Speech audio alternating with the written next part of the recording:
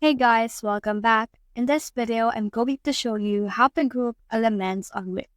So let's get started. So as you can see right here, I am on the page of my Wix website editor. So you can just look for the item that you want to group.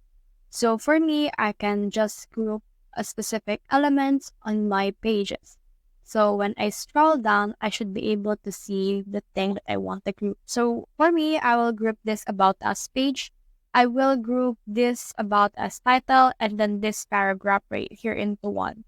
So as you can see, if an item is not grouped, as you can see, it will move freely without actually moving the other one. So if you want to move both of them, we can actually just head over and then click on this first element. So let's click on this About Us and then click on the Shift on your keyboard. Hold it and then click on the next page or the next element that you want to group. And then as you can see, I have selected two. Then click on Group Elements right here. And then as you can see, it will be grouped. And when you move it right around here, you should be able to see that both of them are moving and not one is left behind. So that's the whole process. I hope this video helped you to group elements on Wix. If you have found this video helpful, simply leave a like below or subscribe because it helps me reach more people. See you soon.